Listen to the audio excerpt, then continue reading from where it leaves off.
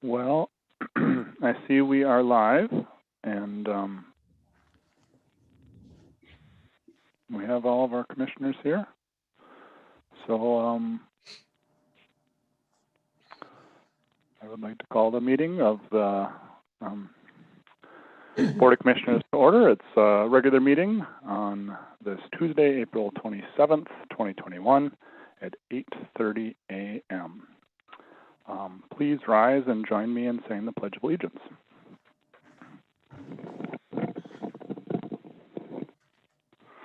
Pledge allegiance to the flag of the United States of America and to the republic for which it stands, one nation, under God, indivisible, with liberty and justice for all.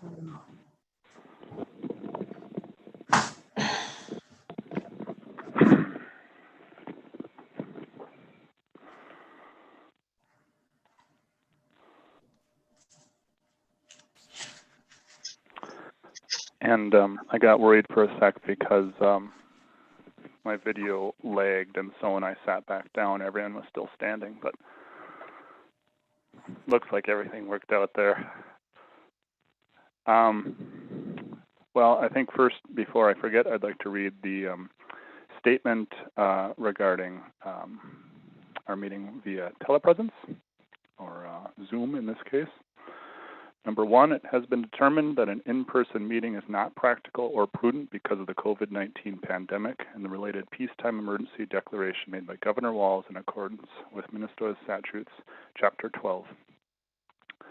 Number two, we have ensured that all members of the body participating in the meeting, wherever their physical location, can hear one another and can hear all discussion and testimony offered at today's meeting. Number three, we have also ensured that members of the public present at the regular meeting location of the body can hear all discussion, testimony, and all votes of the members of the body. We have urged the public not to attend this meeting in person because of the COVID-19 pandemic and have ensured that members of the public can view and monitor the meeting remotely in real time by broadcasting the meeting on the Cook County website. Number four, due to the COVID-19 pandemic, we have determined that it may be unfeasible for County Auditor Brady Powers, County Attorney Molly Hicken, County Administrator James Yorkey, and members of the Board of Commissioners to be physically present at the County Boardroom at the Cook County Courthouse. Number five, all votes will be conducted by roll call, so each member's vote on each issue will be identified and recorded.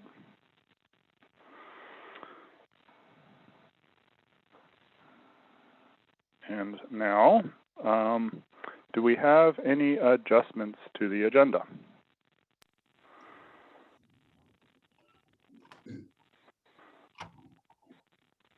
I see none and I hear none, so I'll ask for a motion to approve the agenda. Commissioner Sullivan. Mr. Chair, I'd like to move to approve the agenda as written. Thank you, Commissioner Sullivan. We have a motion. Is there a second? Commissioner Swalson? Swalson seconds. Thank you, Commissioner Swalson. We have a motion and support. Do a roll call vote. Commissioner Sullivan? Aye. Commissioner Swalson? Aye. Commissioner Hawkins? Aye. Commissioner Storley? Aye. Commissioner Mills is aye as well. Unanimous approval of the agenda. Next item is public comment period. Do we have any comments from the public? Mr. Chairman, we have not received any written comments. Thank you. Any commissioners have any public comments from citizens? Okay. We'll move on to item number three, the consent agenda. Would any commissioner like to pull any items from the consent agenda? Commissioner Hawkins. Yes, I'd like to pull the budget amendment. Item D. That's item D, okay. We'll put that maybe down under auditor, item 8. Any other items anyone would like to pull for discussion? All right. Hearing no further amendments, I would ask for a motion to approve the consent agenda as amended. Commissioner Swanson. Move to approve the consent agenda as amended. Thank you, Commissioner Swanson. We have a motion. Is there support? Sterling support. Thank you, Commissioner Storley. I'll do a roll call vote. Commissioner Swanson, Aye. Commissioner Storley, Aye. Commissioner Sullivan, Aye. Commissioner Hawkins. Aye. Commissioner Mills is aye as well. We have unanimous approval of the amended consent agenda. Moving on to item 4 is the COVID-19 update. Looks like we have Grace with us. Good morning, Grace, and take it away. Good morning, Commissioner Mills. All right, so our case count has gone up by 8 since our last meeting. So we're at 154 total cases at this point. We have been continuing on with the case investigation, contact tracing, and collaboration with Grand Portage Health Services, and also providing essential services to people in isolation and quarantine so that they can continue to stay home. So that work continues. We also continue to work with schools and businesses when they are involved as a site of exposure, and with the case's permission, help with the contact tracing and any involved agency. So with vaccination, which is one of our other big topics in public health and continues to be, we are at 66.8% of the Cook County population having received at least one dose of a COVID-19 vaccine. And if you look at the state's dashboard, the first number that comes up is 77%, and that's of the population 16 and over. So there's about 10% of the population that continues to not be eligible for vaccine because of age, and that's people under the age of 16. So that's where that kind of discrepancy comes from. We do have 2 events happening this week for vaccination. We have one at North Shore Health for second doses of Pfizer with about 60 people receiving second doses. We also have an event at the community center where about 400 people will be receiving second doses and 50 people will be receiving first doses. We also opened up registration for all of our events in May. We have an event scheduled. I don't have all of the dates on the top of my head, but we have an event for a weekday evening in Grand Marais at the community center, Wednesday afternoon at the Lutsen Town Hall. We also have a Sunday in Grand Marais at the community center from 10 to 1, and an event from 4 to 7 at the Schroeder Town Hall at the end of May. So these are all using Moderna at this point. It is possible we might add events depending on the availability of Pfizer and Johnson & Johnson. And that's something that still has to be worked out in terms of the entities that are able to receive those vaccines, and then just the logistics of planning. But I am hopeful that we can have one more Pfizer event, because Pfizer is the only vaccine that 16 and 17-year-olds are eligible to receive. So to make sure that vaccine continues to be available to that age group, I'm hoping we can do something in the month of May still. It's just not on our calendar yet. So with new first doses kind of trending downwards, we continue to offer these opportunities, and by making them available at different parts of the county and different days of the week and times of day, we're hoping that we can make things more accessible for people. The registration stays the same. You still register on the hub site, or you can give us a call or call the vaccine navigator at the clinic. But we anticipate having smaller events. So rather than 400 people, we're seeing more like 30 to 50 people. And that's just what we expect at this point. We'll continue to make opportunities available and really focus more of our efforts on outreach, education, and communications for the community. So in that area, we are working on a collaboration to send a postcard to all the mailing addresses in the county to let them know that all people 16 and over are eligible for the COVID vaccine, and to give them information on how to connect to appointments through the hub site or by calling either Grand Portage Health Services or Sawtooth Mountain Clinic. So that should go out later this week. And that's a collaborative effort with Sawtooth Mountain Clinic, North Shore Health, North Shore Healthcare Foundation, PHHS, and Grand Portage Health Services. We also are working on a Voices of Public Health campaign. So with Nick, the new PIO, we're working to reach out to different community members to have them talk about what motivates them to get vaccinated, follow public health guidelines. And then the idea of the campaign is that there'll be a video component and a photo component. The video will be shared on social media, and the video will, or the photos will be in the newspaper. So that's something I'm working with Nick to get started on. We're also hoping to do more with kind of question and answers, trying to get a sense of what questions people have about the vaccines, and then to provide answers that are available to community members that are based on what we know from public health about the vaccines. So more in the education component and that technical assistance, which has been part of our response throughout. We have Andrea Orist, who works in the SHIP program at Sawtooth Mountain Clinic, continuing to provide preparedness planning support for events and businesses as they get ready for the summer season. She's been very busy, had lots of interest in that service, which is a fantastic service that I would encourage anyone in the community who's looking for a little extra support to reach out to Andrea, and she's got a lot of experience in just kind of walking through what the requirements are and how to troubleshoot operationalizing them for an event or a business. So very valuable service, and she is very busy these days. Our health educator, Jody Roberts, is also working with the school science teachers in middle school and high school. And she and I are hoping to co-present before the end of the year to middle school and high school science classes about the COVID vaccines and how they work. So incorporating that into some of the science lessons that the teachers have graciously invited us to be a part of. So that's what's new for the response. I'm happy to take any questions from the commissioners. Thank you, Grace. Any commissioners have questions here? Commissioner Hawkins.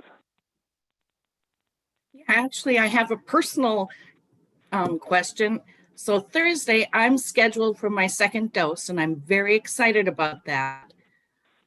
But I'm confused. I thought I would get an email telling me when to show up. How is this working? It depends if you're at North Shore Health or the community center.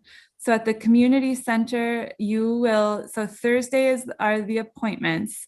And then today you will get a text if you're scheduled at the community center. And then Wednesday you'll get a voicemail. And they're automated. So the voicemail will be kind of that, robotic voice telling you where to go and when your appointment is. The other thing you can do is that vaccine record card. If you flip it to the back side, it'll say the date and time to come back for your second appointment. But yeah, they start going out 2 days before the reminders. I thought I was told a week. So sorry that I do. That's okay. Obviously didn't listen. Thank you. Fine. And then at North Shore Health, because the system's a little bit different, you do get an email for those appointments, and that goes out the day before as well. So. All right. Thank you. Yep. No problem. Be excited to see you there on Thursday. Thank you, Commissioner Hawkins, for the question. I think that's very good for everyone to hear. Any other questions from commissioners? Commissioner Sullivan. Thank you, Mr. Chair. Grace, I just want to compliment you and your crew on your great outreach to the community. And I love the idea of sending out postcards, going to the school science classes and educating the youth. But I appreciate how broadly you're trying to address all the questions and concerns our community has and educating all of us. So thank you for your work. Absolutely. It's my pleasure. Thank you, Commissioner Sullivan, and I'd echo that as well. Thank you, Grace. Any other questions from commissioners? I have maybe a math question, and maybe I don't need to know the answer, whatever. But I was just wondering what percentage, if we knew, what percentage of 16 and 17-year-olds have been vaccinated. Well, my best guess is about half. And so we've vaccinated 39 16 and 17-year-olds. And I assume that we have between 30 and 40 in a graduating class. And so I would assume that 39 is about half. And so, and I do, so just to kind of go a little bit further on that question, I do anticipate in the summer we'll see them drop the age to 12. So I think aside from talking within the middle school and high schoolers about just what these vaccines are and how they work, in the future, we're going to want to do some more kind of like parent presentations, just so parents can talk with us as well, because I know that there's some unique questions for parents about what the vaccines mean for teens. But yeah, my best guess is half at this point. That's good enough for me, as far as a guess is concerned. Really like to see more vaccinations, but we'll get there. So thank you for that. Any other questions for Grace at this point? All right. Well, I see none and I hear none. I hope you have a wonderful day, Grace, and thank you very much for the update, and thank you for all your good work. Yeah, absolutely. Take care, everyone.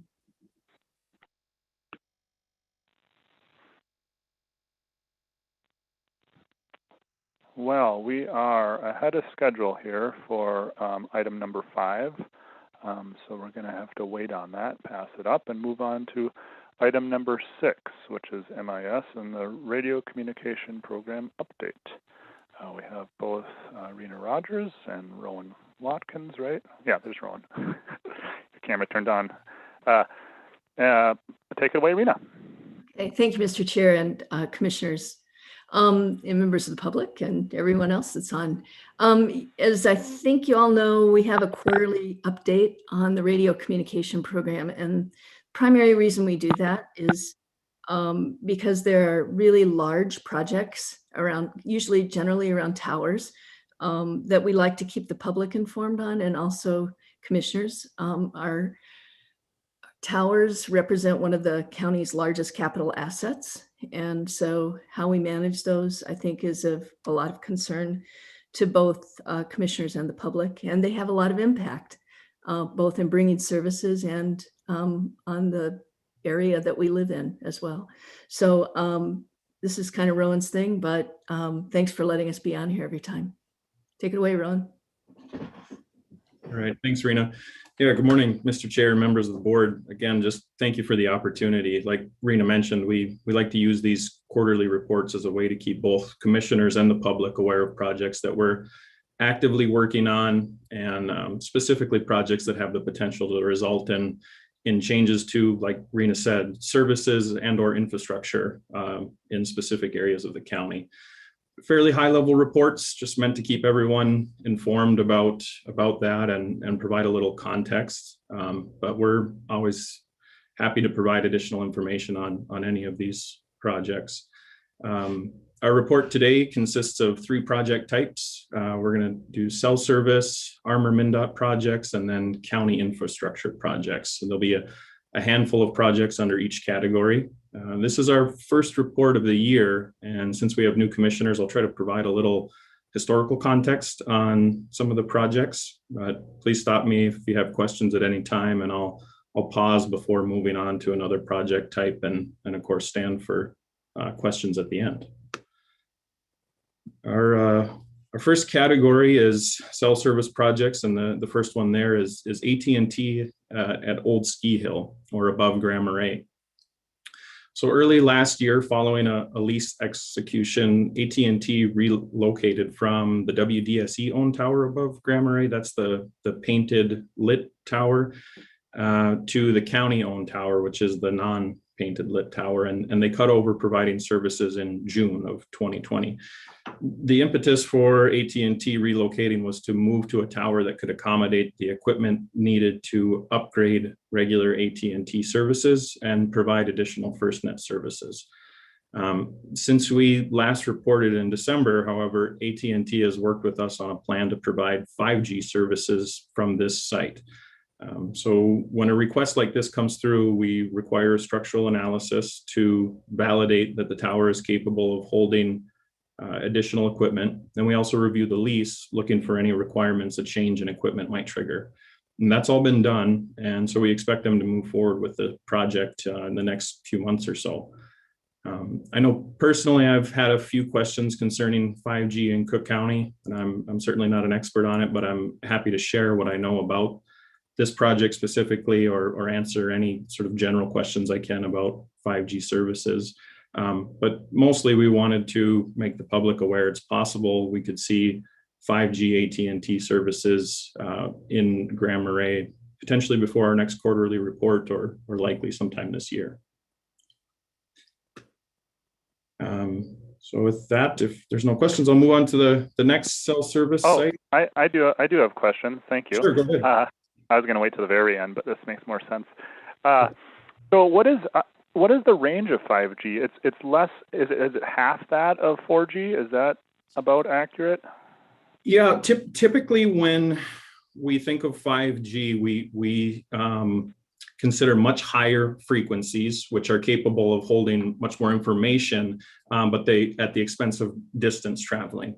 But the 5G or fifth generation technology is a pretty broad standard. And while the majority of the 5G services that you're seeing in the metro use that very high and data dense frequencies, the 5G standard does also allow for a lower band of frequency, which is still, as cell service is concerned, fairly high, but it still counts as 5G and travels farther, but isn't as high a frequency. And so I expect us to see the latter, sort of the lower frequency that travels farther at what they call a macro site install, a single tower covering a large area.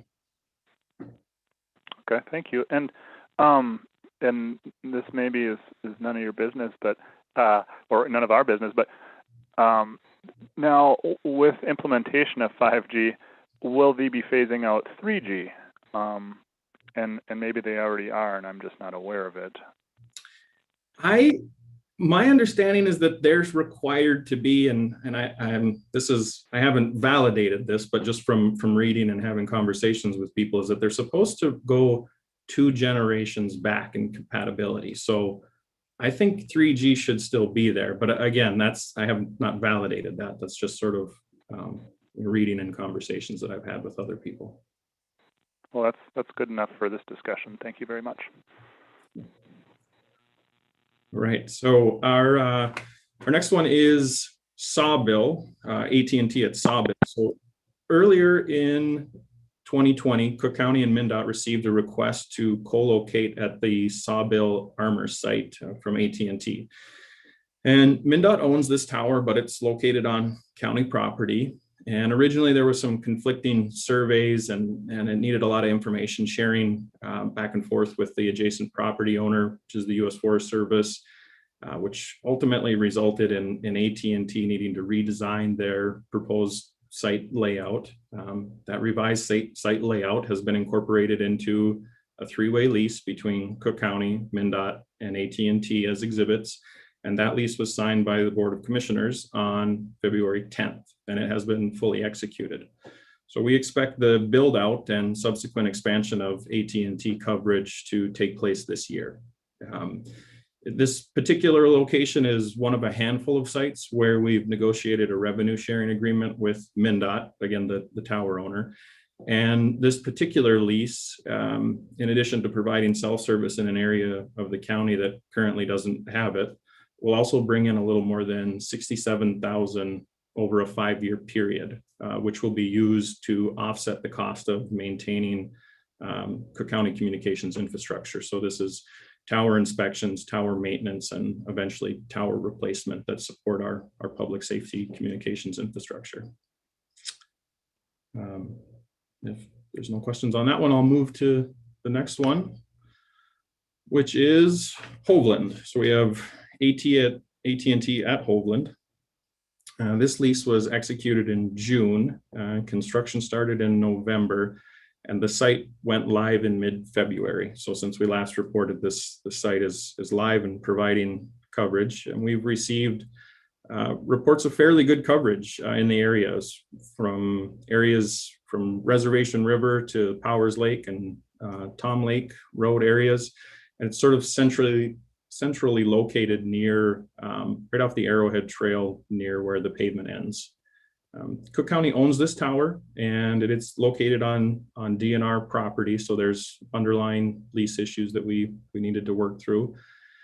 In addition to the AT&T coverage, this agreement facilitated, it'll also bring in a little more than $45,000 a year initially, again, which will be used to offset the cost of maintaining Cook County communications infrastructure. The initial term of this lease is as a 5-year term, but there are 3 5-year renewal options, which we expect AT&T to exercise.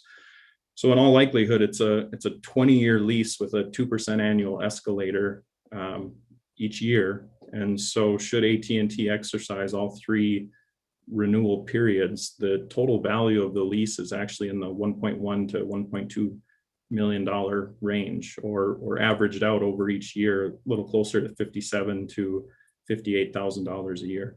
Again, which is critical for the radio communications and MIS to be able to support and maintain the communication infrastructure that we have through inspections and maintenance and eventually replacement of communication towers.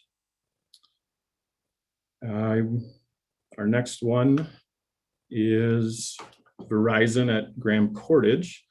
So Verizon currently has a proposal for a second tower to be built next to the existing county-owned tower in Grand Portage. And there's sort of a long history with this tower and why Verizon isn't able to co-locate on it. But I think it's sufficient to say that just the tower wasn't originally designed for the amount of equipment that it now holds. And in fact, it was to make up for that, it's been structurally modified multiple times to the point where that's no longer an option. And the tower was built and designed before FirstNet and the cell service expansion, and it was built out before Armor. So it not only does it hold both FirstNet, AT&T, and T-Mobile and Armor, it also holds WTIP, and it just wasn't designed to accommodate that. So we're working with Grand Portage to determine if this is something they'd like to pursue. We lease the property where the county-owned tower is, and so we would need to amend the ground lease with Grand Portage to see if that is something they would like to pursue. And I think the existing power, the backhaul or required fiber and access to the site all sort of make it an attractive option to Verizon. But at this point, we're waiting for direction from Grand Portage on if that's something they'd like to see or not. So that one's just sort of on hold. Our last one is AT&T at Gunflint, and this lease was executed at the last board meeting of 2020. Likely build out this year. And we've talked about this project several times in the past, but when a new tower is being built, we like to err on the side of over communicating. And this will result in a second tower being built next to the existing Gunflint tower. Cook County will own this tower, but we've negotiated initial construction costs to be paid by AT&T, who will then recoup these costs through a 50% rent abatement structured lease. And this is a strategy we've used in the past. This eliminates the large out-of-pocket expense of building this type of infrastructure. But in owning the tower, we'll be able to facilitate co-location of any future cell providers. And we've dictated the technical specifications of the tower to ensure that it's capable of doing exactly that. And that's not something that AT&T or any cell provider would typically do on their own. They don't usually spend the extra money up front to facilitate their competitor co-locating on the same tower as them. So it's just one of the ways that we try to minimize the number of towers that need to be built throughout the county. And that's it for cell service projects. If there's any questions, or if not, I'll move on. I don't see any or hear any. All right. Then their next category here is Armor MnDOT projects, and these are projects that we're coordinating with MnDOT, who built out and maintains the Armor system infrastructure on.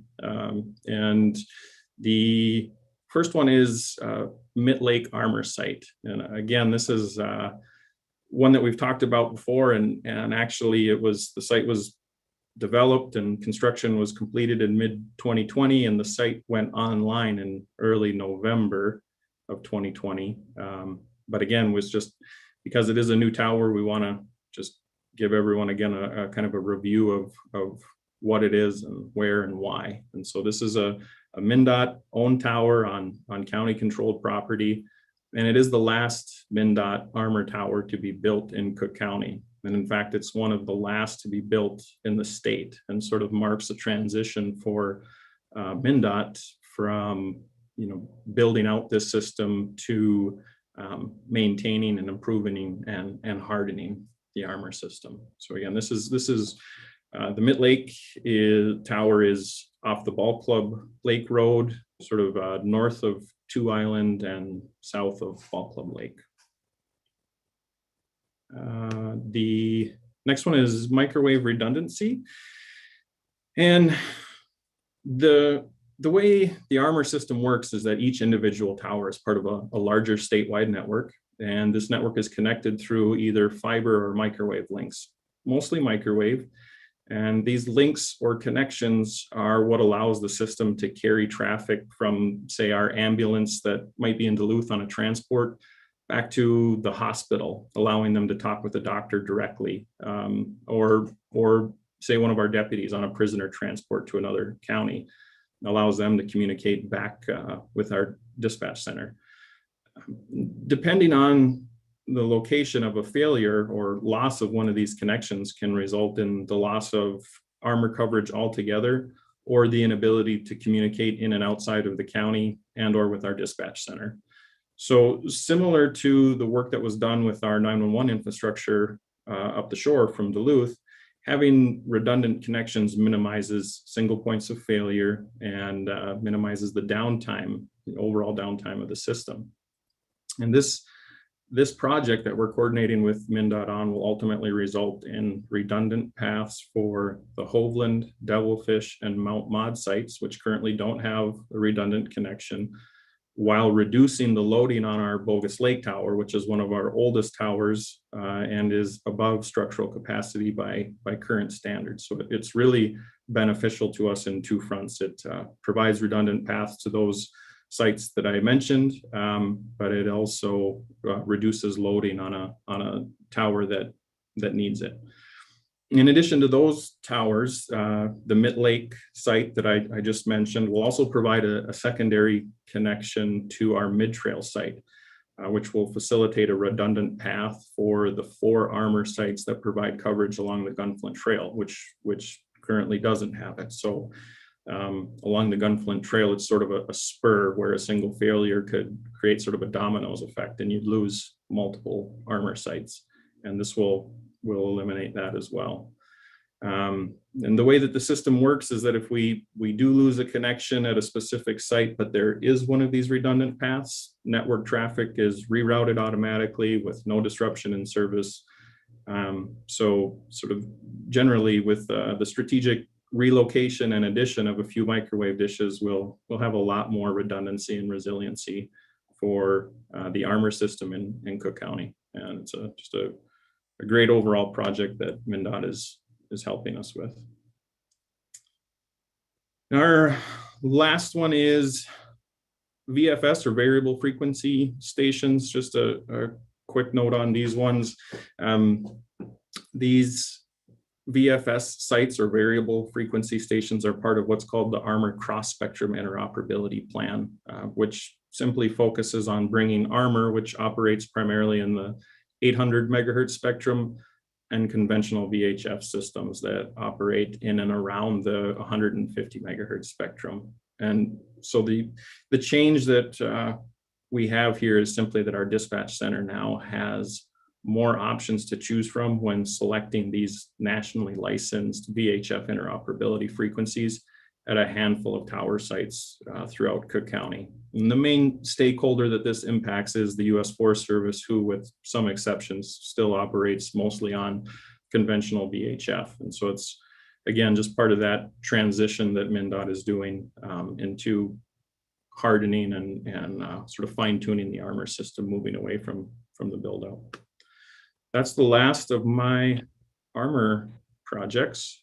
If there's no questions on those, I will move on.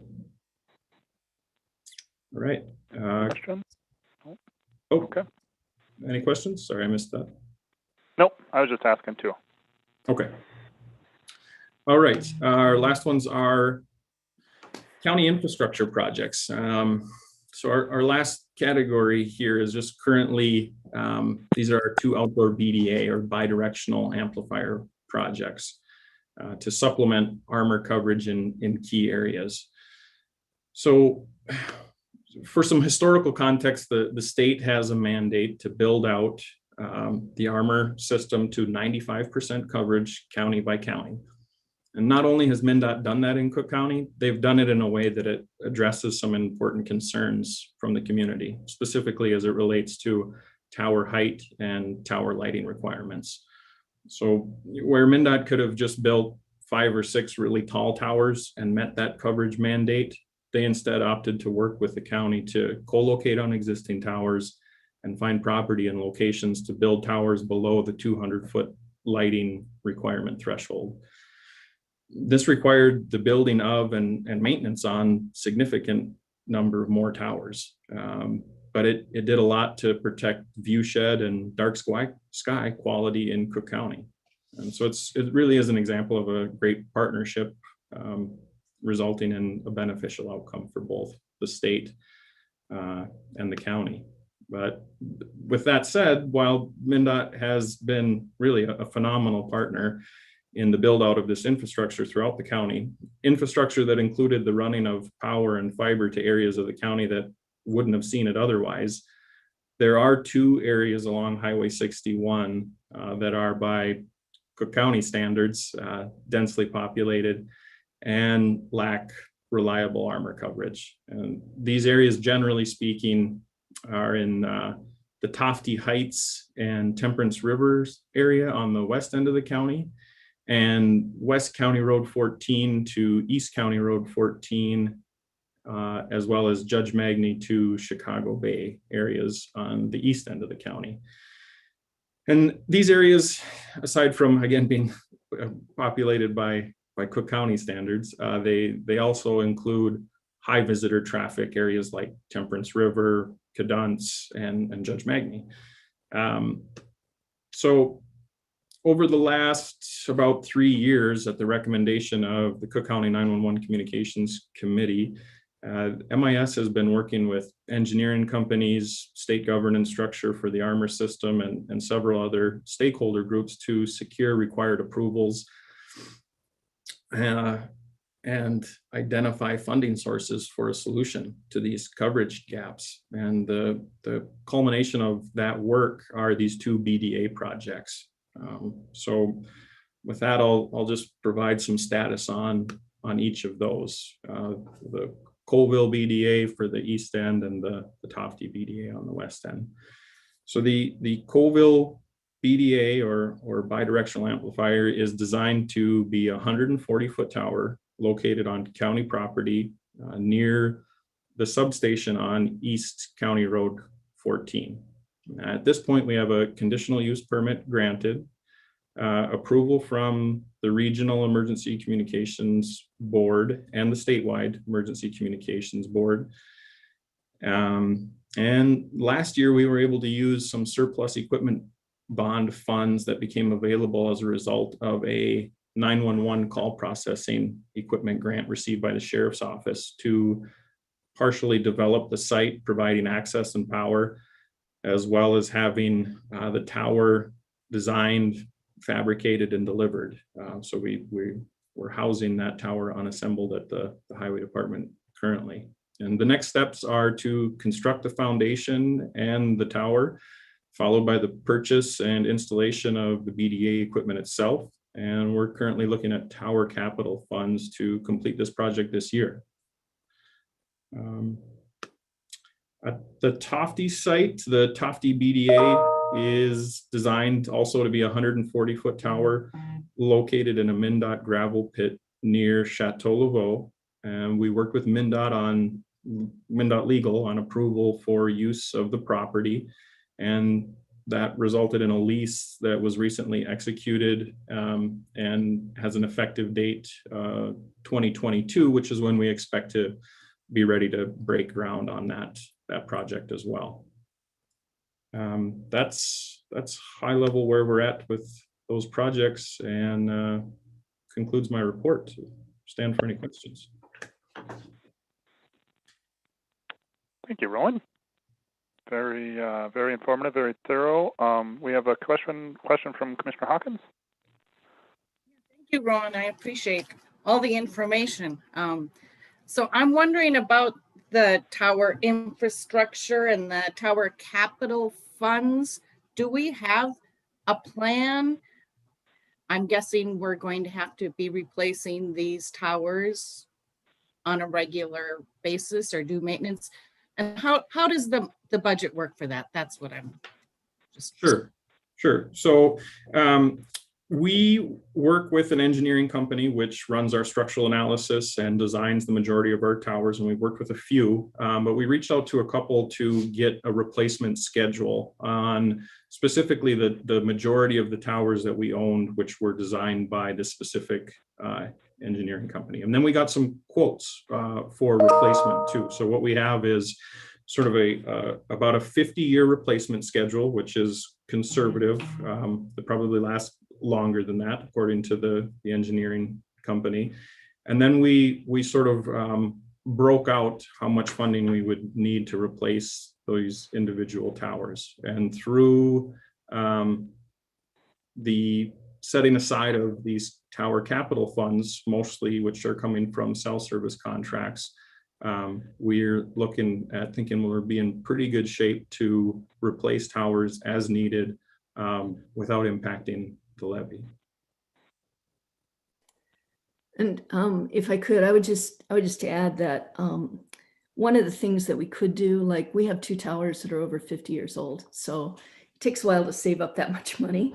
But you know, one of the options that might be out there is actually to bond for the replacement of those towers, and then use the revenues to pay the bond payments. Again, not impacting the levy in any way.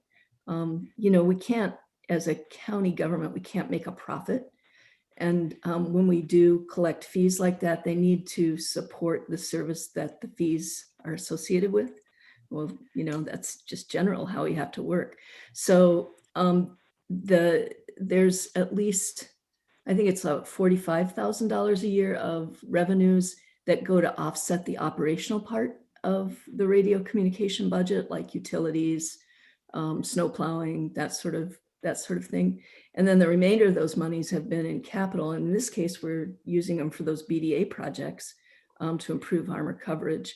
But that most of these contracts are 20, 25 years of pretty much guaranteed income that we can apply to these bigger projects. And if we get to a certain point, we can add more money to what we're offsetting on the operational costs. You know, maybe even paying for a salary or, you know, paying the attorney's office for the work on contracts or anything that's related. So we have to keep those funds kind of in that world, but there's plenty of things to spend on in that world too. So, but I think we have a good model to not only cover these costs, but to reduce our costs in the future. So. Thank you. I appreciate the planning ahead. Do we have a time frame? There were, you said 2 towers that are over 50 years old. I think one was the Bogus Lake. Yep. Do we have a time frame of when we expect or where we think we might need to replace these towers? So I mentioned the Bogus Lake, correct, is one, and the Honeymoon Tower is the other. And these towers were built by Ma Bell or AT&T quite a long time ago, and the county sort of took over ownership of them again quite a while ago. But the replacement of those is something that will really need to be coordinated very well with the existing tenants. So in the case of Bogus Lake, the biggest consumer of space or loading on the tower is MnDOT through the Armor system. And so in addition to the microwave redundancy project that's hardening the Armor system, it's also reducing the loading, which is something we really want to do. And so that gives us a little more breathing room on that. So once the loading is taken off, we'll have another structural analysis done and then see where we stand. But then at that point, it will need to kind of dive into the contracts a little bit and coordinate with, again, the key partner here is going to be MnDOT and the Armor system on what a tower replacement schedule can look like. They'll need to be available, to swing their equipment from the existing tower to the new tower and minimize downtime of the Armor system, obviously. So there'll need to be a significant amount of coordination on a project like that. Musical towers. That's right. Yes. So if I had to do this, I'd go, 5 years. Based on how long these projects take. Yeah, I think that's a fair estimate. All right. Any other questions for Rowan? Commissioner Swalson. Yeah, not a question, just, thank you, Rena and Rowan, for your work on the systems overall and improving this throughout the county. And, the BDAs, I know that's been an add-on, as you say, but for those of us on the east end and the west end that are providing emergency services and that type of thing in these areas, it seems to be those areas where you're struggling to get communications or where people like to have problems. So I really do appreciate and thank you for the additional work to make this happen for us. Thank you. Thank you. You're welcome. Hear, hear. Thank you both very much. And I feel like our county's in a really great position regarding towers and the sustainability side of things. And great process, great planning. And please feel good about it and keep up the good work. Thank you. All right. Well, without any other questions, I think we better open up this public hearing. And it looks like that's what we're doing now. Now this is in regard to the fee changes and miscellaneous fees, and we pull up the proposed changes. And have we received any comments there from the public? And or would you like to go over the fee changes again, Brady? Yeah, Mr. Chair, I have not received any comments. I don't know if Administrator, if you received any comments. I have not. Thank you. So the first one on here is a planning and zoning E911 fee.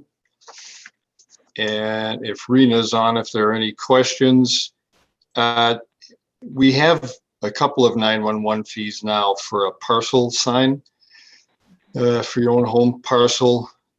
So this is for the sign itself, the post, the blades, that's $100, and the GIS work.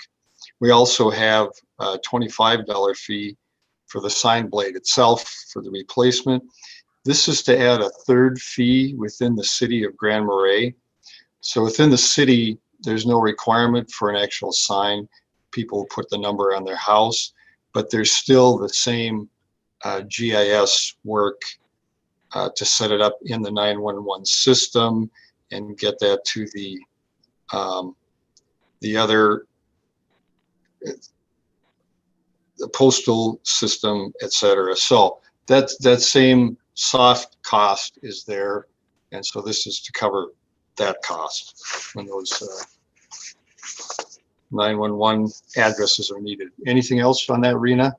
Yeah, what happens currently, even though the city has its own addressing ordinance, they still have the county do this work for them to get it in the 911 system and the postal system.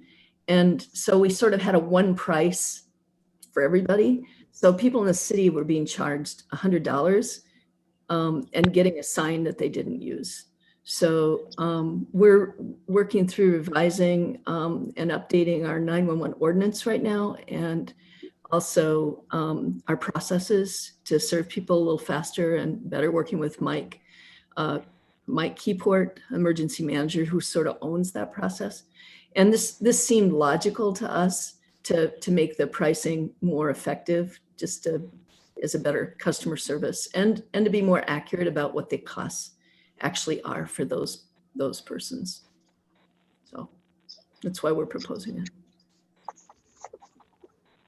Essentially a cut. It is a cut for people that live within the city. Okay. Okay. No questions there. I think we'll go through all of the fees and then approve them all together unless there are specific questions on different ones. So some might be approved, some not. So the second block that you would see there, this is going to be under the assessor's office.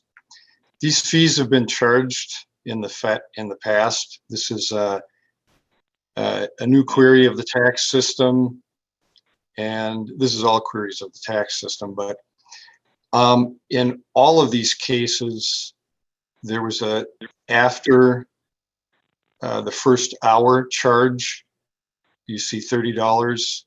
In the past, those were all $25.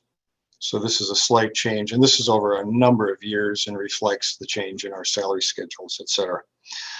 For the rest of the part of the fees, the setup fees, there were 50. They were 50 and are still 50. The ones that you see there as a $30 setup were 25. So this is a slight increase, again, reflecting the costs for personnel. And then there were a couple of other changes. There were some, a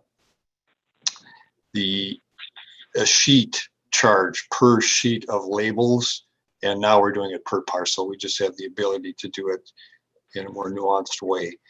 So those are the changes. Down below at the bottom, you see the assessment estimate. The assessor is asking to change that amount for a new parcel from $5 to $10. It's been a number of years again since this has been changed. And then the ownership history information request from $25 an hour to $30.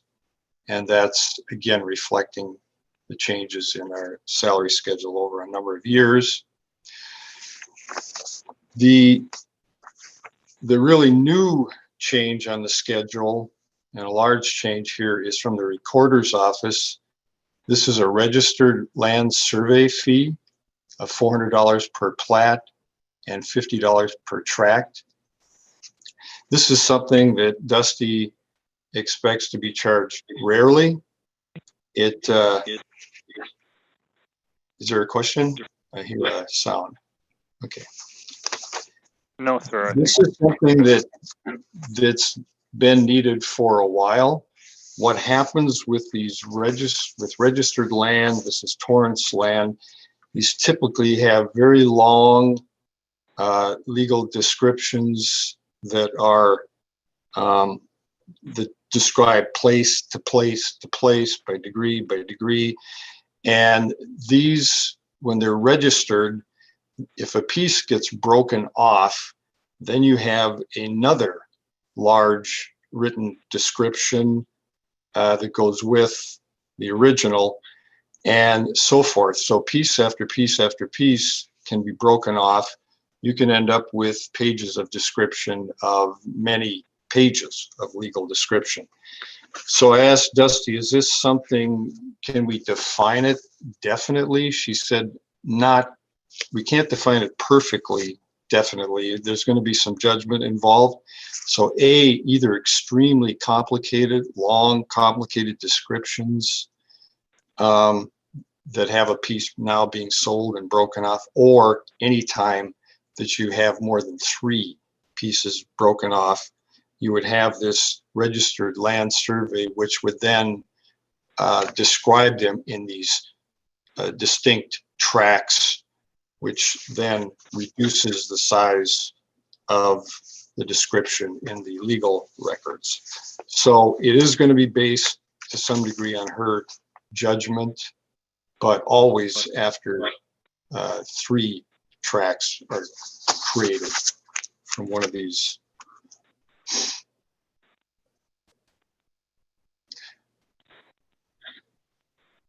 So Dusty could not appear here today. So if there are any questions, I told her that I would bring the questions back to her, and maybe she could provide a better written description. We could extend this to another meeting if there were any questions on it. Otherwise, would ask for approval of the whole list. Yes, and being a public hearing, the main purpose of this is to get feedback from the public and an opportunity for the commissioners to hear concerns from the public. And I have not heard any. It sounds like there have not been any received by you, Mr. Powers, or you, Mr. Yorkie. Has anyone received any comments or concerns or questions from the public regarding these fee changes? Okay. Well then, let's see. I guess I close the public hearing then, and then I would entertain a motion to approve the fee changes as proposed. Commissioner Sullivan. I'd like to move to approve the fee changes as listed.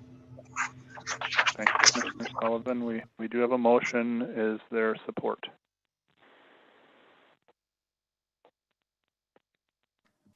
Storley, support. Thank you, Commissioner Storley. We have a motion and support. Any further discussion? One thing I would like to point out that Ms. Rogers made a comment on is just that the county cannot make a profit off of these fees.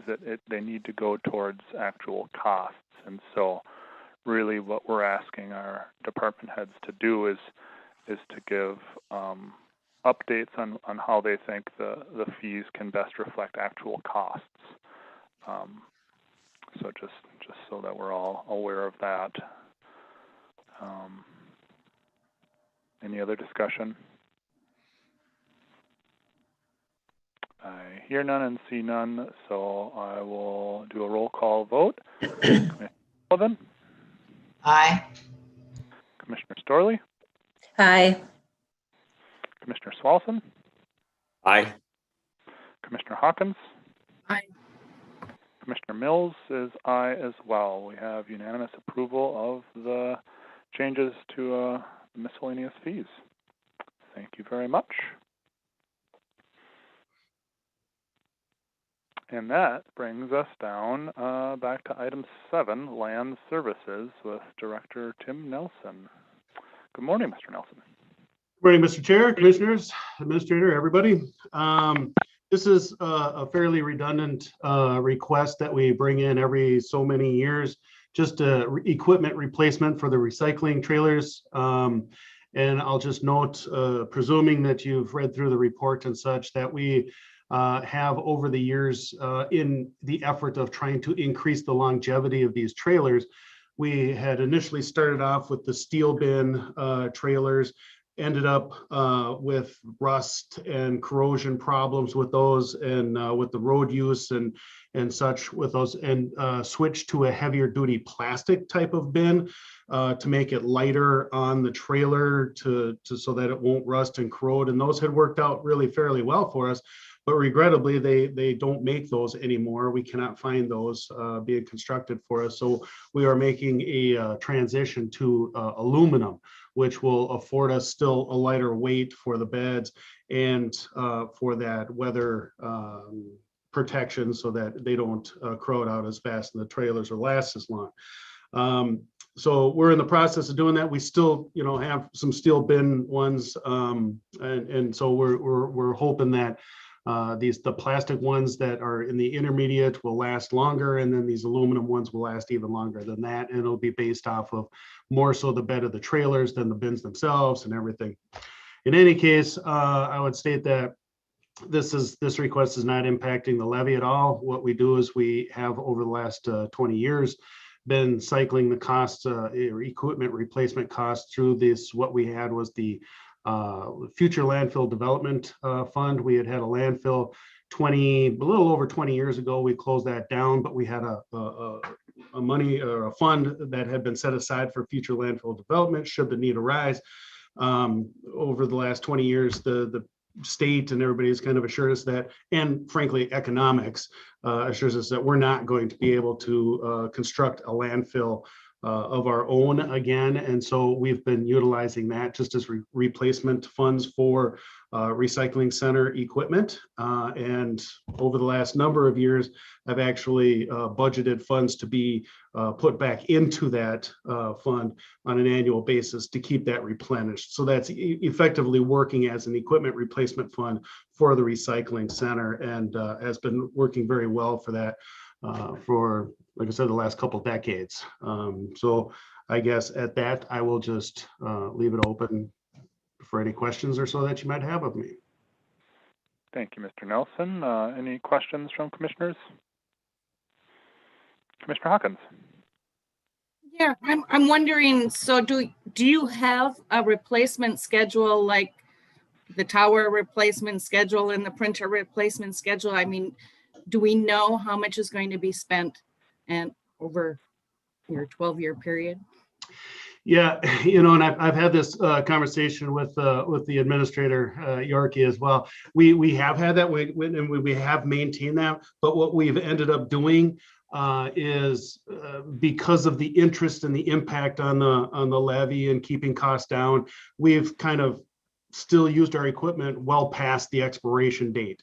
The trailers, what we have found specifically with the trailers now, we have found that we have used them and to the point where we had tried to auction them off or sell them afterwards, and found that there was no recoverable value to those after we're done using them. We use them so long that they are only pretty much scrap afterwards.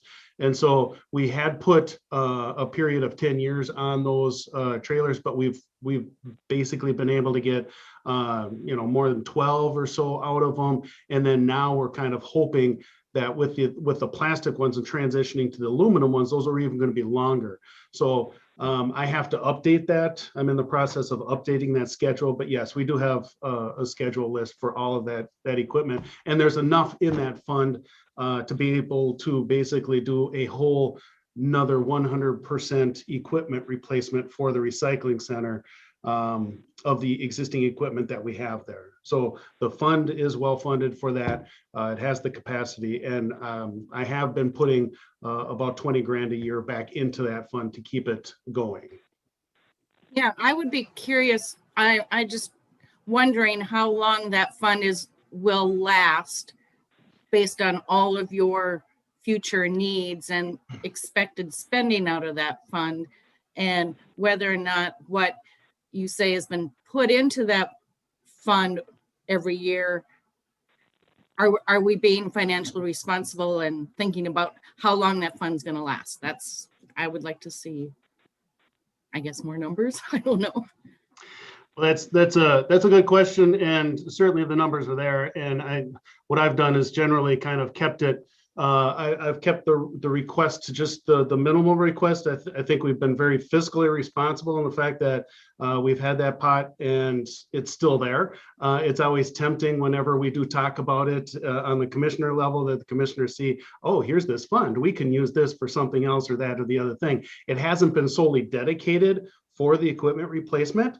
So I can state that there has been enough funds, presuming that it's not utilized for other things, for another basically 20 years of replacement of recycling equipment at the cost that we're looking at right now. When we started with that fund, these for example, these trailers have increased in cost per unit of about $6,000. So taking that into account, and yeah, we're going to have to go back and adjust and take a look at it. And I might have to increase the amount that goes into it annually. And also considering other type of items such as facility repairs that hadn't been budgeted in as well, but those would be unanticipated. So we have to kind of take all those things into consideration. But so far, over the last 22 years, I think we've been pretty doggone responsible with that fund. Mr. Yorkie. Yeah, one thing to add to that is the improvements that we discussed in our recent building tour to the recycling center. We're planning to pay for those out of the landfill fund.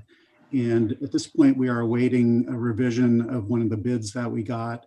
I think I mentioned previously, construction material prices are very volatile right now. So we're waiting for that second bid and are hoping to bring forward a proposal to make those improvements to the recycling center at the May 11th meeting. Yeah, I guess I was wondering whether or not there were any parameters on this fund that have been set by previous boards, or, you know, just wanted to make sure, was it just for equipment, or could it be used for the building also? So thank you for clarifying. Mr. Chair. Oh, I'm sorry, Commissioner Storley. Yes. Good morning, Tim. So you're in the recycling business. Now, how do you recycle your old plastic recycle bins? Do you take the tires off and save them, or how do you recycle those? Well, Mr. Chair, Commissioner Sterling, that's a really good question. We have done, like I said, different kinds of things so that we had sold a few of them off some years ago. There was a waste hauler that was interested in providing some type of services themselves and had extended their service into another county. But found that by the time that we're done with them, the trailers really are, we've welded them up enough and kind of hodgepodge them together that they were really not serviceable. So the steel bins and such, they become scrap. So it's kind of easy to dispense of those, the steel bins. The plastic ones, we're not yet at the point of facing, recycling of those. Those have lasted long enough, and they're continuing to last. So we're hoping we do get a lot of time out of those. And the plastic markets itself, in terms of recycling, is a really volatile market. Sometimes we're able to just throw everything in and commingle, sometimes mostly not. It's only ones and twos. At this point in time, we're only at ones and twos, and that's all the market will bear right now. And the rest of it, regrettably, has to be actually just disposed of.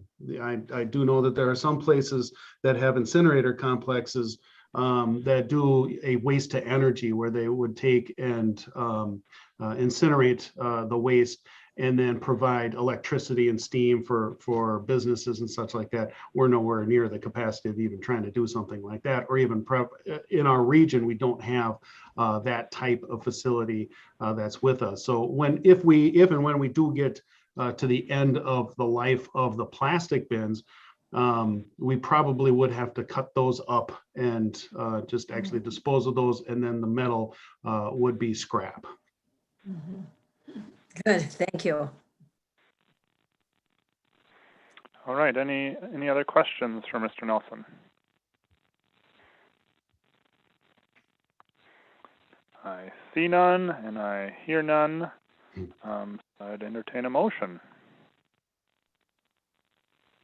Commissioner Swalson. I'll make the motion to approve the purchase of the replacement trailer and bins. Thank you, Commissioner Swalson. Do we have a second? Commissioner Sullivan. I second that motion. Thank you, Commissioner Sullivan. We have a motion and a second. Any further discussion? Hearing none, seeing none, I'll do a roll call vote. Commissioner Swalson. Aye. Commissioner Sullivan. Aye. Commissioner Hawkins. Aye. Commissioner Storley. Aye. Commissioner Mills is aye as well for unanimous approval for the replacement of the recycling trailer. Thank you very much. Have a great day, Mr. Nelson. Thank you. And that brings us to item 8, Auditor, Mr. Powers. And we did move one item from the consent agenda down there, and that was item D, the final amended 2021 budget and levy. Commissioner Hawkins, did you have a particular question in mind, or did you want a little more background or information? Actually, I got my information from Brady and Lori Erickson yesterday. Thank you so much for explaining. My reason for pulling it is because when I was just a private citizen watching these meetings and some of the documentation did not maybe make total sense, I was always frustrated if a commissioner did not explain it better. And so Brady and Lori did an excellent job. I got all the answers that I wanted, but I just would like to point out that the form that Brady put out here at the bottom is net cost. It is not the actual cost of the contracts. And there were changes to both the expenses and the revenues that resulted in our amended budget. And I just wanted to make that clear to the public. Yeah, I can give a little more detail there. One of them, I think the one that Stacy noted from our earlier amendment and said, well, it doesn't quite add up. And that was the public information coordinator. So the net difference is on here on the line item. It says general and contract, and meaning the contract with employees cost plus the PIC. But the PIC actually has an expense item and a revenue item because we're paying for his entire cost and we're getting revenue back from the hospital. So I actually put that into the expense and revenue numbers, and down here I gave you a net number. So if you were looking at the expense from the previous amendment, the expense changed more than just the contracts because we added the full cost of the PIC, and the revenue in the general fund changed because we calculated that revenue amount. So anybody who was following the numbers closely, yes, would have been confused, said there's something missing here, and there was as far as explanation. But it's in the net cost is down there in the general line, and it's totally accounted for in the contingency. And then the same, kind of the same issue with public health, human services, which occurs anytime you add expense, almost any kind of expense that they have, they get additional revenue from the federal government. So when you're saying, well, they have additional expenses of 50,000, and they may show that expense item, but they're also going to show some federal revenue item because Lori calculates that each time. And so you get a net figure that's a little bit different. So you get an expense and a revenue item. So that explains if you do the analysis between the earlier versions of the budget and this one. But the bottom line remains that we used our contingency in full, and we had 24,000 left over. So we had estimated it. We estimated a little high, and the 24,929 opted to put it into you have to put it somewhere. It has, because contingency is not an accounting fund or department, so you have to put it somewhere. So we put it into the capital reserve. The administrator and I talked about it and said, well, that seems the most neutral general place to put that item. So. Very good. Thank you. Thank you for the further explanation, and thank you for your questions, Commissioner Hawkins. And Yeah. it almost seems like this will pass an audit. I hope so. Very good. Well, we do still have to approve this then, and so I would entertain a motion. Commissioner Hawkins. I'll make the motion to approve the amended 2021 budget levy. Thank you, Commissioner. Thank you, Commissioner Hawkins, and Commissioner Sullivan. I see your hand up as well. And I'll second her motion. So thank you. We have a motion and support. Any further discussion? Hearing or seeing none, I'll do a roll call vote. Commissioner Hawkins? Aye. Commissioner Sullivan? Aye. Commissioner Swalson? Aye. Commissioner Storley? Aye. Commissioner Mills is aye as well. We have unanimous approval. Thank you very much. And that brings us down to item 9, Administrator, Mr. Yorkie. Yes, thank you, Mr. Chair, and good morning, commissioners, members of the public, and colleagues. Just wanted to update you on a few items that I've been working on in the last couple of weeks and will be moving forward.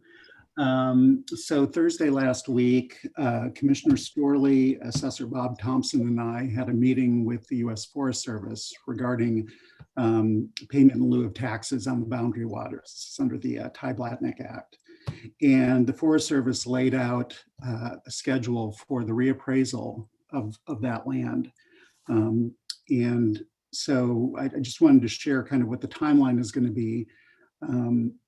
So as you may remember, we received a reappraisal back in, I believe it was 2018, that was significantly less than what we had been getting under the previous 2008 appraisal. And to the tune of about, I think it was, Brady, $750,000 a year. I think that's the number. Yeah, that's about it, from 2 million down to about 1.3. Yeah. So, so this, you know, and we contested that, and the Forest Service agreed to take another look at it. And so they are going to be reappraising it. And in the meeting we had on Thursday, we shared some information with them regarding things that we believe the Forest Service should consider in doing this reappraisal.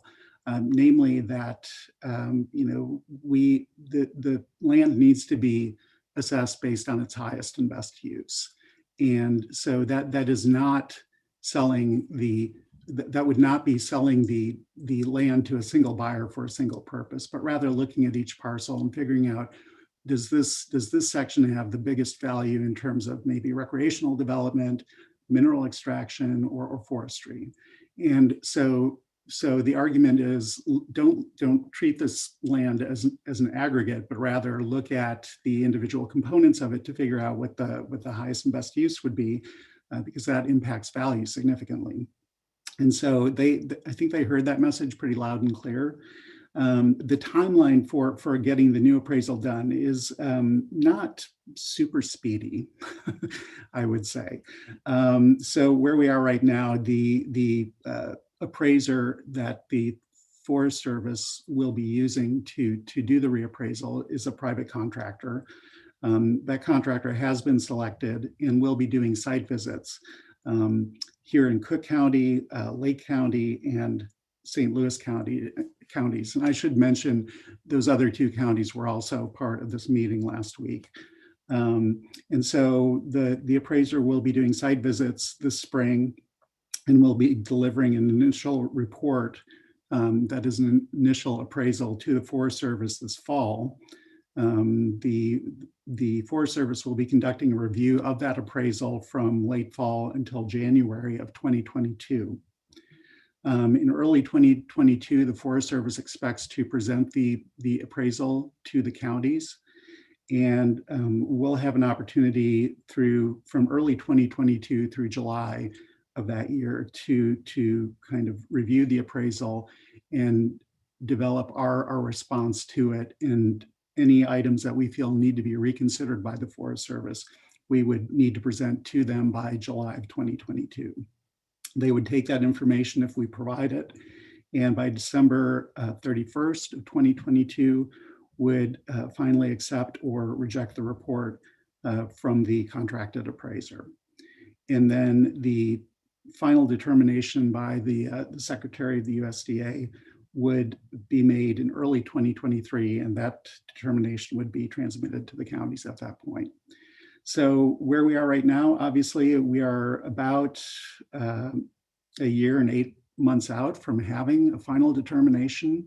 So we had hoped that the appraisal might be finished, yet this year, and that we might have some idea yet this year what the outcome would be, but that's just not the case. So we're going to have to wait until early 2023 to get that determination from the Forest Service. And so that said, I will pause and see if there are any questions. And Commissioner Storley, do you have anything that you would like to add? Yes, thank you.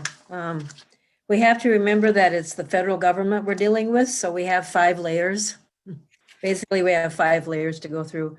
But the important thing is that the Forest Service said they're going to update us periodically. We did meet the new appraiser. He's from Minnesota. And the question I asked him was he familiar with the Boundary Waters? And he said, yes, he was. So I think those are 2 important things to keep in mind. But Brady, I have a question for you. So we've been putting all that money aside and we'll continue to do that because we don't know if they come in low, they will request money back. So my question to you is, as we put all this money aside and we have to return some, the money that's being invested, will that be on interest? Or how are we putting that money aside? It's part of our general investments. So, yeah, it is earning something. Not much in this day and age, but yes. And that shows up in our general fund every year. So, and goes to our fund balance generally. I think that one of the big budget questions going forward is part of what's helped us as we're setting aside part of this money that we used to count on every year for budgeting is that what I call our basic PILT law, we've gotten additional money the last 3 years.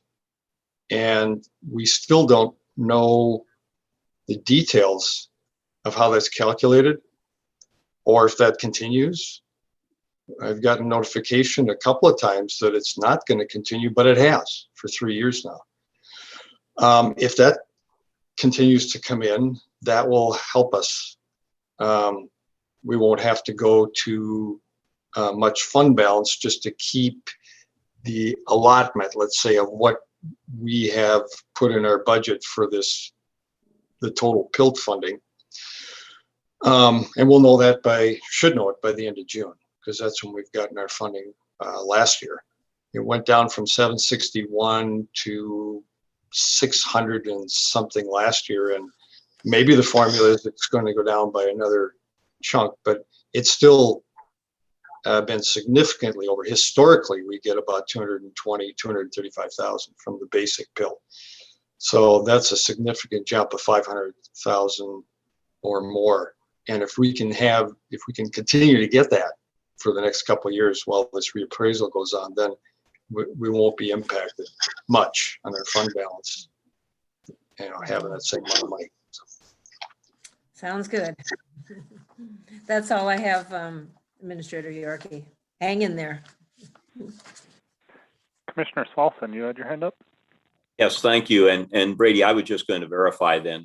It sounds like we're accruing the difference between what the PILT used to be and what we're receiving now, just in case we have to pay that back, was my first question. And then the second piece was just, it sounds like this additional money was helping to do that without going in too much into our regular funds. And that was what I was going to verify, was where that money was coming out of, to make sure, for the accrual. Yes. So, yeah, we're putting in the budget the amount that a 10-year appraisal came back at. That's what we're using in the budget every year of the BWSTA money. None of the rest of it we're setting, but they're giving us the same amount as usual. So we're taking the difference and we're setting it aside in a fund. You'd see it in our audit.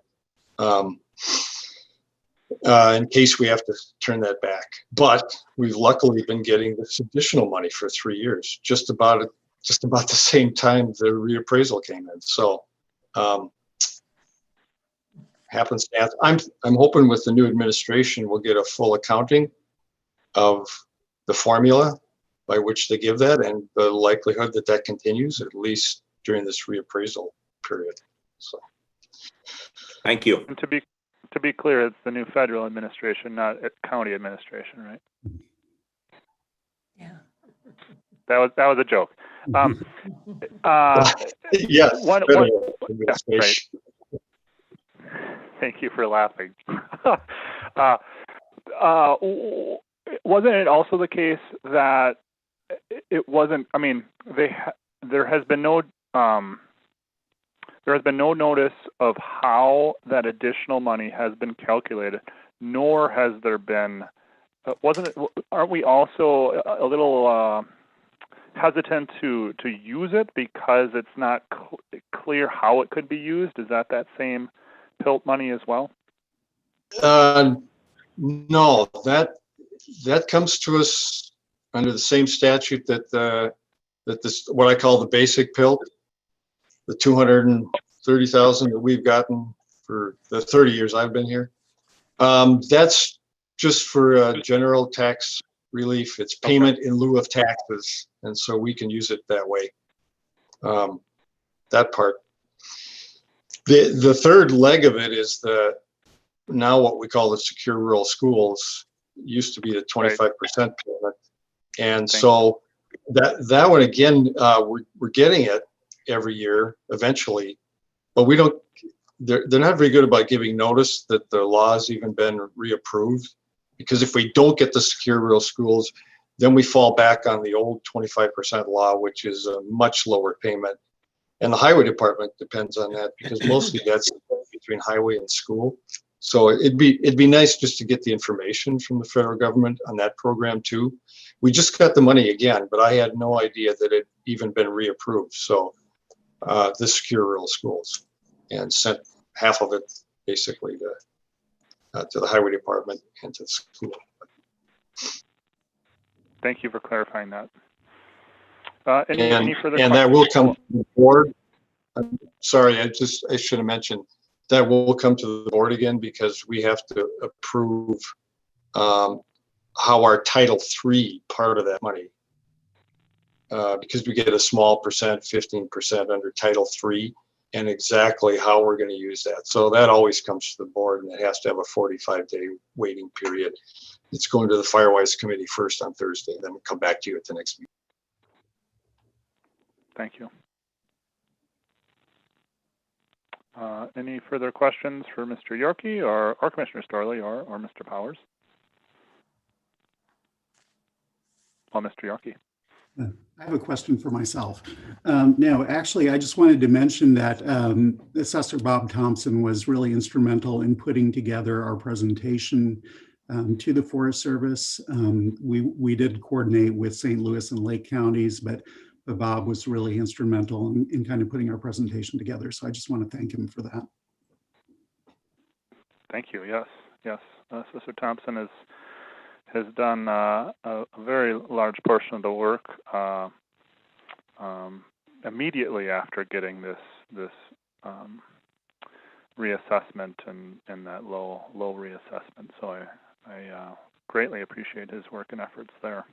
Mm-hmm. All right, please continue, Mr. Yorkey. Okay, so the next item that I wanted to talk about is the dog pound, which we've been talking about for a while. Just as a reminder to folks who are listening, the city of Grand Marais had a dog pound down at the municipal campground for many years. That facility is now closed.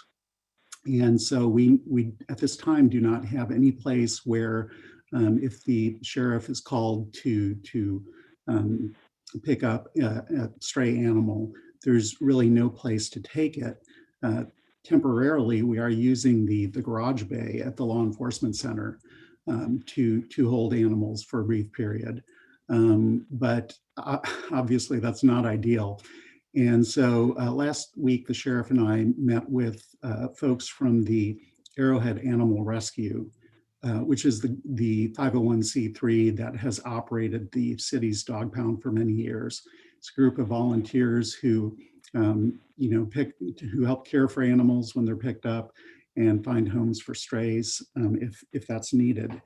And so we were just talking with them about different possibilities of moving forward on this. There's been a lot of talk about constructing a new dog pound, and I think that option is still very much on the table. How and where that would happen is very unclear at this point. The Animal Rescue does have some funding in the form of donations it's received for the construction of a new facility. But we've been looking around for a site for a new dog pound, and that has not been easy to find. And we've looked at a variety of sources. There's been talk about siting one up in the Cedar Grove Business Park. That would come with a number of upfront costs related to stormwater mitigation. And so that's something that may be cost prohibitive. We've also looked at the possibility of putting it on tax forfeit properties that the county has, but we don't really have any that are well suited for this purpose. We're also looking into the possibility of using a boarding facility to take in stray animals that are picked up. The folks from the Animal Rescue had concerns about that in terms of feeling that it would be unlikely that a boarding facility would want to take in an unknown animal that didn't have any kind of vaccination record and put it in the same facility with dogs whose owners are paying to have them boarded. So that's something that may not be an option.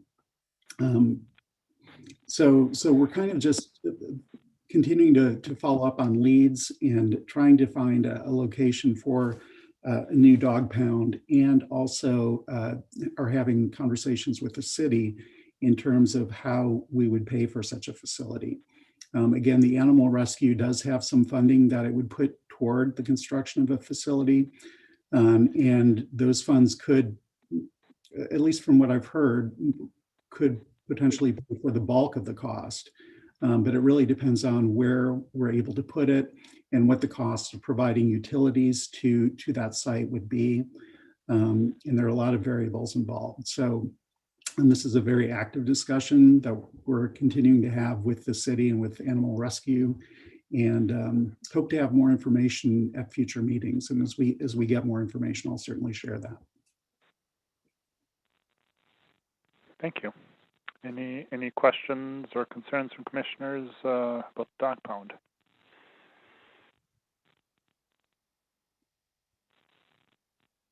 Okay. All right. And I'm sorry, go ahead. I was going to say, any other updates? Yes, a couple more. One is that this past skating season, our Zamboni at the community center conked out, and we were hoping it actually needs a new motor. And we had talked to our service person who works on that machine, and he said if we installed a new motor in it, we could get at least another 5 years of life out of the Zamboni.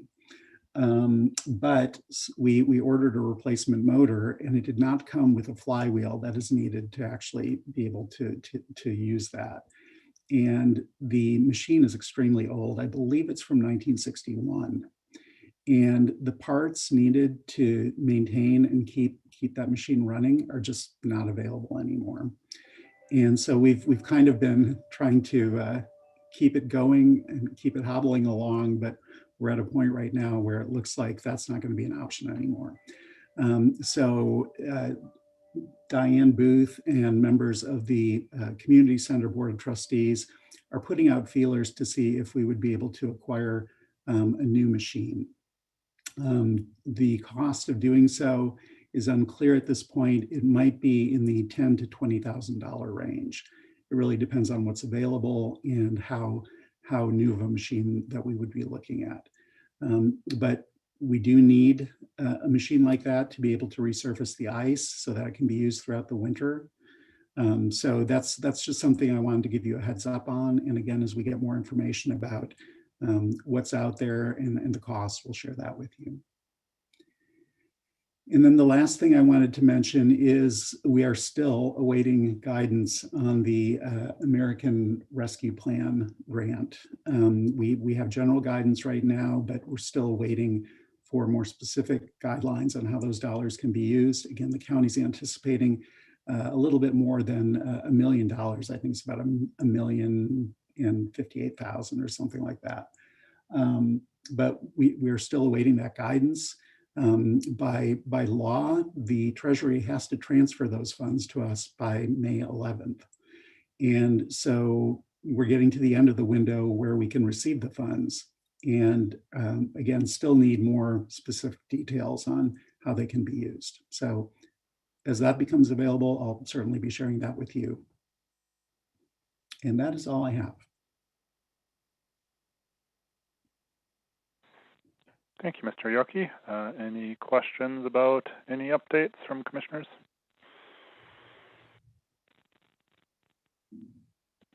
Okay.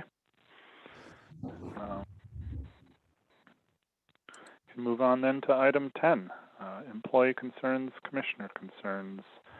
Any commissioner concerns or commissioner reports would be the first item.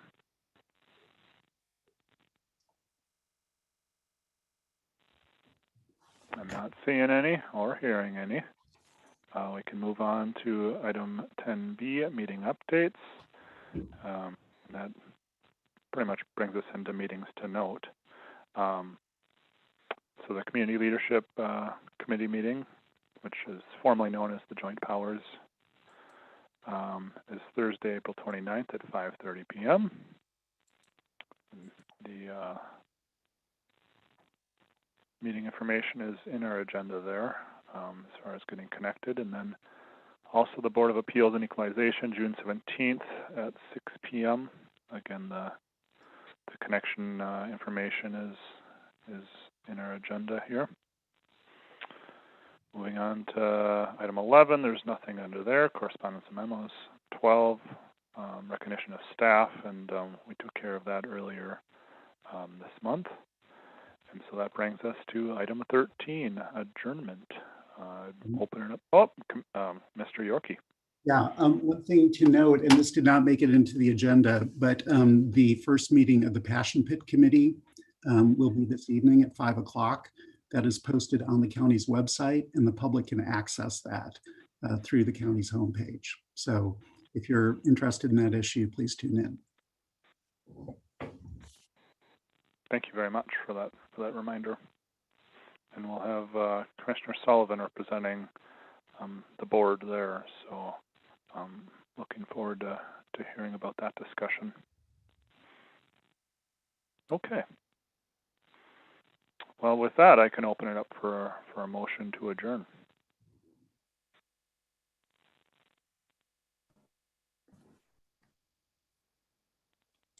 Motion to adjourn. Thank you, Commissioner Starley. And Is there a Swallowson seconds. Swallowson seconds. Thank you, Commissioner Swallowson. We have a motion and support. Do a roll call vote. Commissioner Starley? Aye. Commissioner Swallowson? Aye. Commissioner Sullivan? Aye. Commissioner Hawkins? Aye. Commissioner Mills is aye as well. We have unanimous approval for adjournment. Have a wonderful day, and thank you for the meeting.